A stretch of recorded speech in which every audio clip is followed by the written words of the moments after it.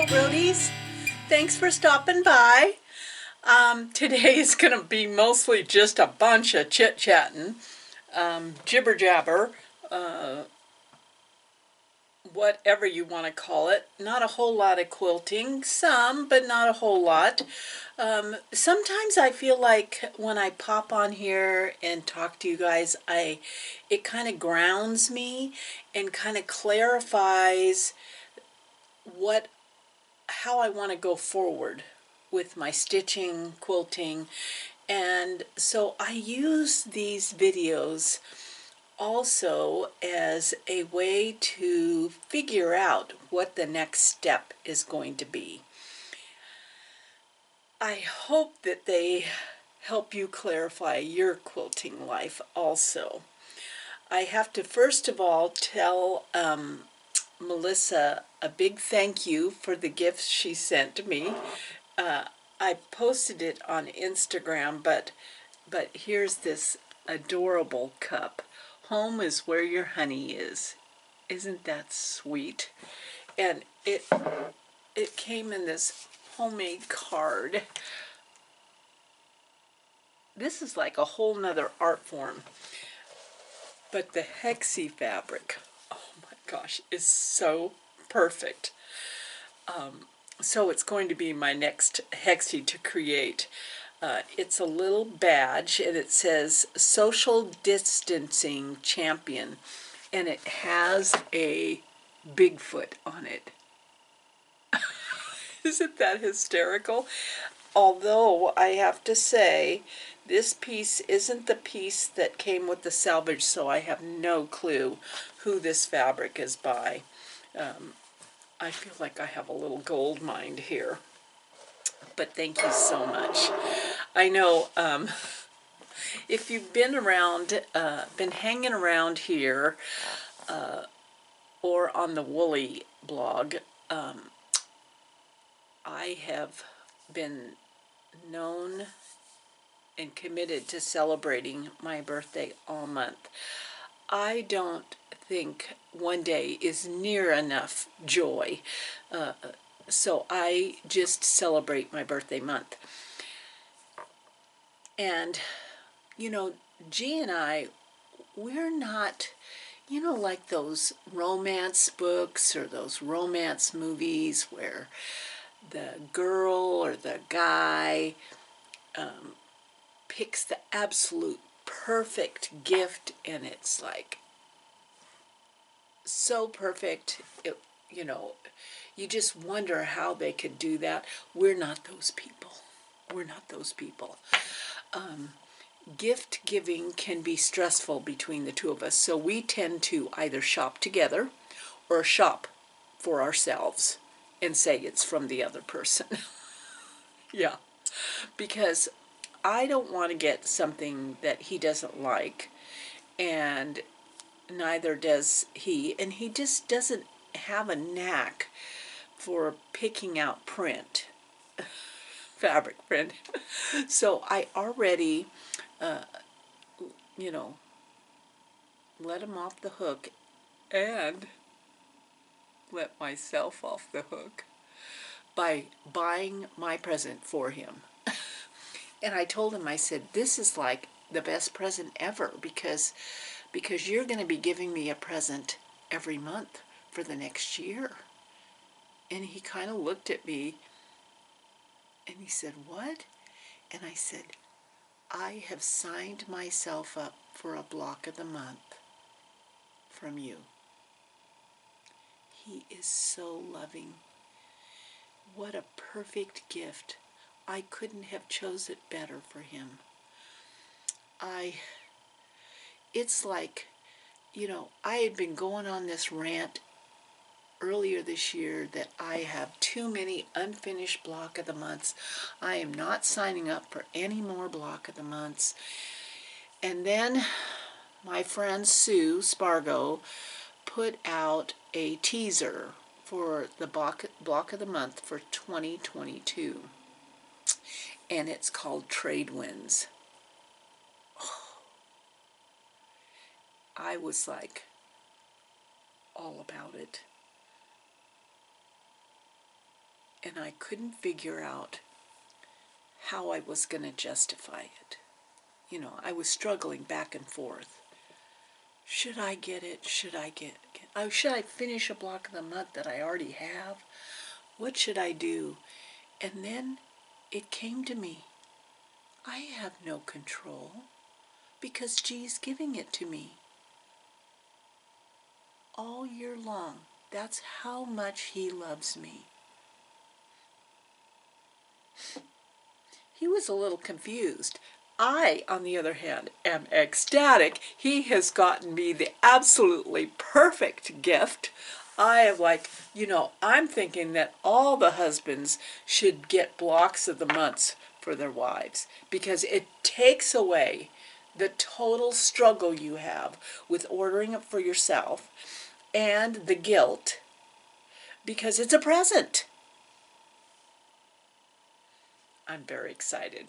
So if you want to do trade wins, you better get on Sue Spargo's site and sign up because I am sure that it is going fast. And they limit the number of people that they sign up naturally because product distribution, I mean, it's the craziest thing right now. I had a really freaky experience this last week that made me think, what the heck is going on? What the heck is going on? Now, we have ourselves experienced product distribution problems. You know, it's the I read on CNN that it's because of not only that a lot of base products are made overseas, but the cost of those things, they said Christmas is going to be off the charts this year because everything's going to cost a lot more. And then mailing, postage is going up, and so there's all that kind of stuff going on. So I actually today started some Christmas shopping when I went to the store for some other things. I thought I might as well start a little bit now because there might not be as much availability, you know, in a month when everyone suddenly realizes Christmas is so many days away. Yeah, it's not going to pay to wait this year. But the freaky thing that happened to me was that G and I and our middle grandson went to a big grocery store, a big grocery store chain, mind you.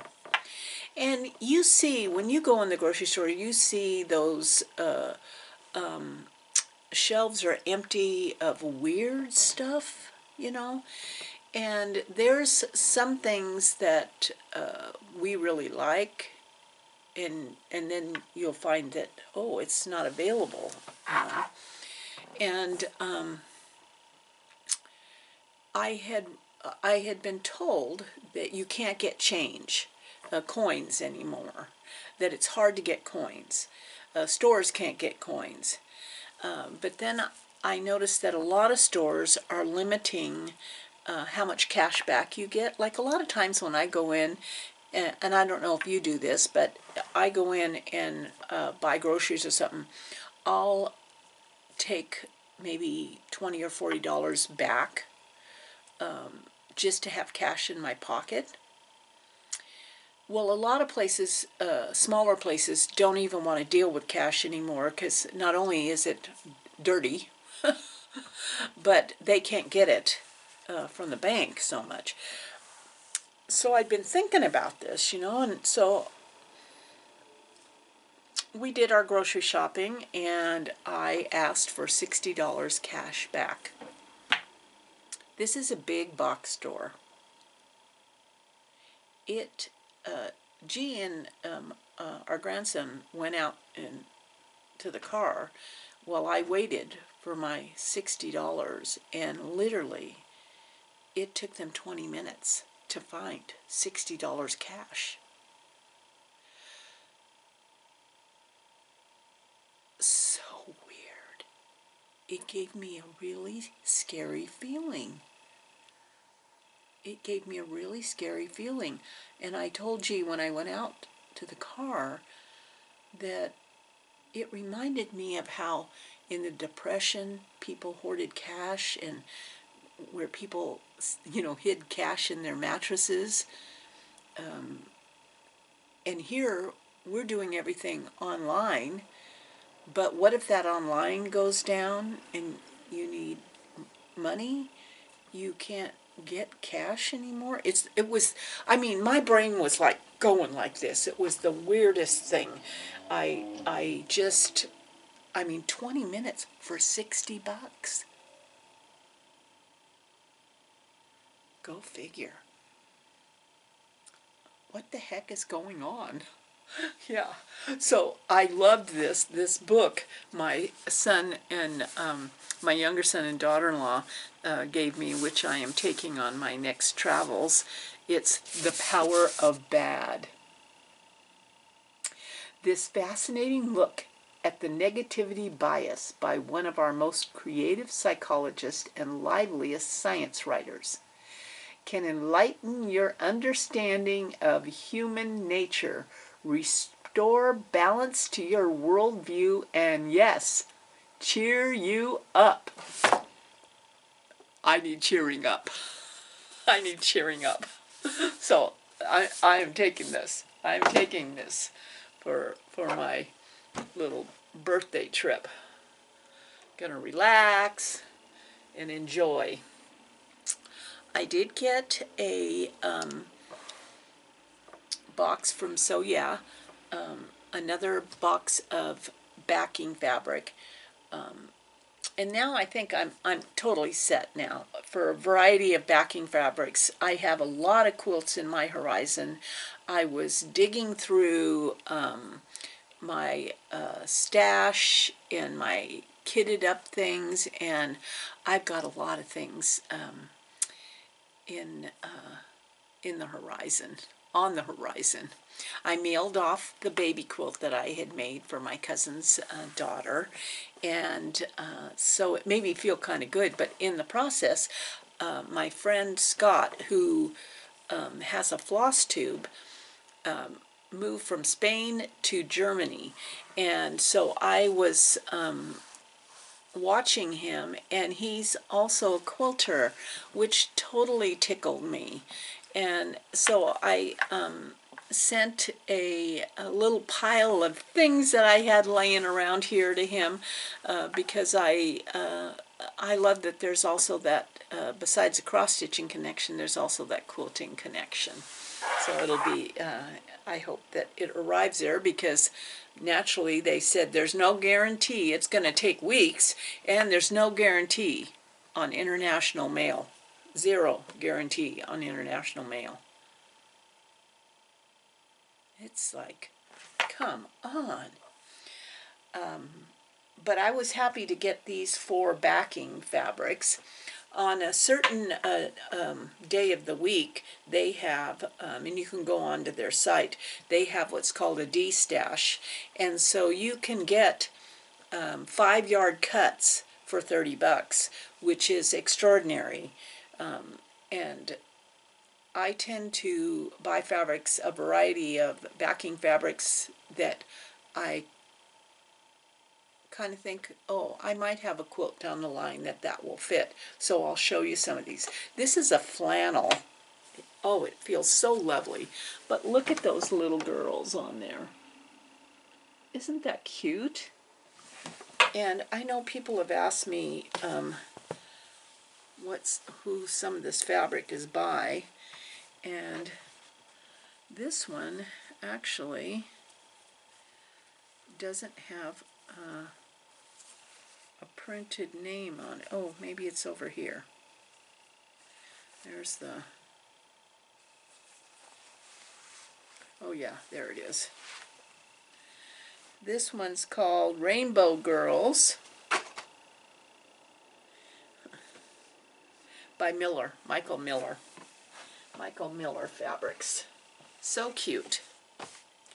And you know, that can go on the back of a baby quilt, and several baby quilts, because 5-yard cuts, you know.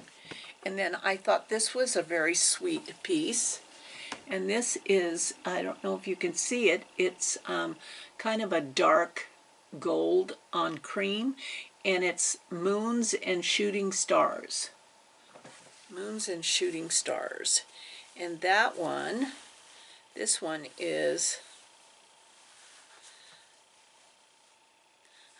it's called Feline Friends by the Little Red House, Michael Miller. There's no cats on it though. Maybe it was a complimentary to cat fabric.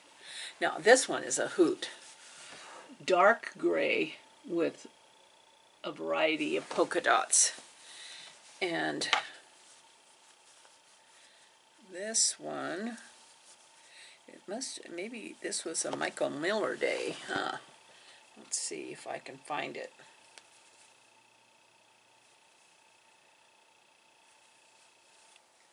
Oh, there it is. I have got to save this salvage.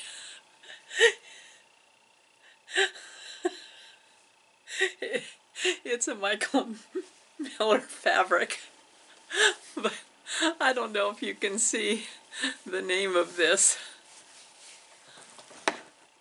Monster Poo. Oh my gosh, that is great. Monster Poo. And then this one is just a really nice mottled gold color. This would actually be, you know, it's got like a lighter print of leaves in it. And this might actually be, this is by Northcott Studios. I was thinking that it might be a great background fabric for something. And it's called Essence. So it's a lovely one. 5 yards for 30 bucks. You can't beat it. You can't beat it. Good quality quilting fabric. So what do I have in my future? I'm trying to figure out these pot holders that I made. Well, I have assembled. So this is not my idea. This was a gal, Annette at the Stitching Post, took a panel and cut it up, a panel print, and cut it up and was making pot holders out of it. So it's has a layer of batting and then a layer of this stuff. I don't know what it's called. One of you I know will shout it out for me. It's you get it like at Joann's. It's for inside of pot holders. It's got like a fire retardant or heat resistant batting kind of layer.